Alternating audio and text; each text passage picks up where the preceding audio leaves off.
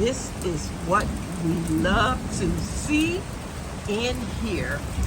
If you have a garden or a farm, this is better than gold. I love the rain. The Most High sends the rain. And with the rain comes the increase. This is music to my ears.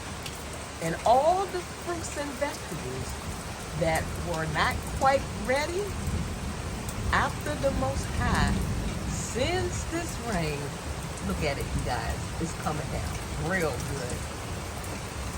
I will have an abundance of fruits and vegetables. This is such a blessing. When I was a kid, I used to hate the rain because I couldn't go outside and play. But now I look forward to the rain. Look at it. Just listen. Tomorrow, when I go out to my garden, He's going to bless me so much. He gives the increase, you guys. Yes, He does. You keep living right, following the law, statute, and the commandments to the best of your ability.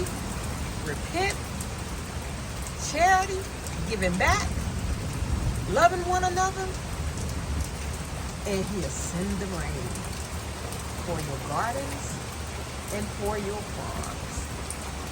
And this is honest truth. The proof is in the pudding. Just listen to this rain. Awesome. Hallelujah! Hallelujah! Thank you, Most High.